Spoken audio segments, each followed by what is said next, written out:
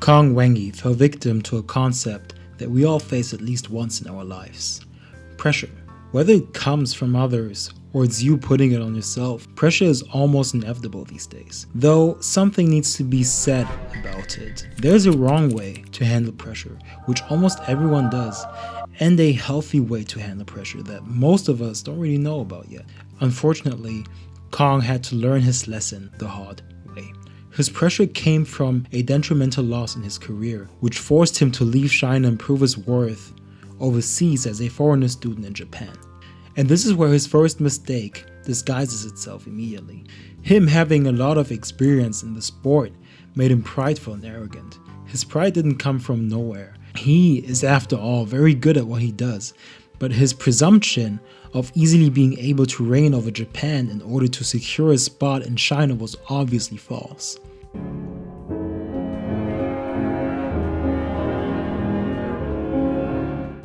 His judgment came from his pride, which he probably used to cover his sadness about having to leave his home country. You don't see it with Wenge at the beginning, but we as an audience grow to learn that he actually suffers from being away from China.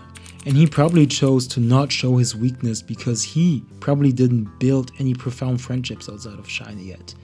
So he chose to remain the arrogant attitude as his coping mechanism. This pattern of pride, masking pain, you've probably done the exact same thing. Think about the last time you really failed at something. Were you completely honest with yourself? Did you blame your loss on your lack of skill in a certain area?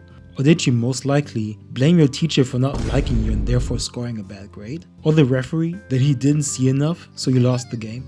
Losing builds an immense amount of pressure because it puts something that we lack on a spotlight, and sometimes, heck, even most of the time, it is hard for us to face the truth, our inadequacy. You may miss that certain something, and some of you might even be worse than Wenge. Wenge realized he had to build up his reputation again, which we will talk about later a bit deeper, but some of you keep running away from not being good enough. Chances are you could have done more if you really think about it, right? You could have studied a little more and incorporate that lesson for your next exam. Maybe you're missing that certain something to become a starting player on your basketball team, the lead singer, whatever you do, there probably is something that you can work on, but you choose mediocrity. Whether you're comfortable with that choice or not is your decision to make, but if you're watching this type of video, I strongly assume you want to rise above that. If you watch Ping Pong the animation and know how it ends, then you know that Wenge didn't just accept his fate, basically crumbling under the pressure. See, Wenge doesn't only have remarkable talent, he is also deeply obsessed with ping pong. His loss against Kazuma and against Mal, if we keep it a buck, we all knew who the better player was, could have terminally ended his career, but he decided to adjust. He realized that his chances in China have ultimately diminished.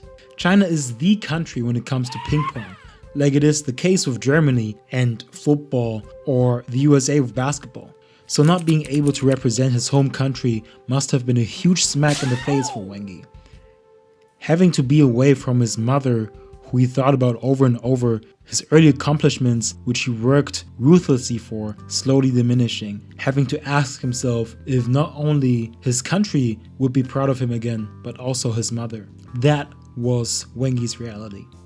But he continued to do what he loved most, pursuing ping pong. Not only did he practice honing his own skills, but he also became a tutor, which forced him to learn Japanese. He slowly but steadily didn't see Japan as a stepping stone in his career, but learned to accept it as his new home. He learned to accept Japan as his new environment and taught his students to become players that he himself could be proud of. But here's the real test of Wenge's growth. When he faced Pecco in another tournament, the same Pecco who had transformed into an unstoppable force, Wenge lost again. And he didn't even expect to lose that match. The same Pecco who Wenge obliterated the last time surprised Wenge this time with his big improvement. But this time something was different. Instead of crushing despair he felt after his losses to Kazuma and Smile, Kong accepted his defeat with grace. Why? because he had finally learned what healthy pressure looks like. He wasn't fighting to prove China wrong anymore. He wasn't trying to mask his inadequacy with pride. He was simply competing as the best version of himself he could be at the moment. And that acceptance, that's what true growth under pressure looks like. He had the opportunity to improve in Japan since the competition there was quite fierce and he felt comfortable in Japan.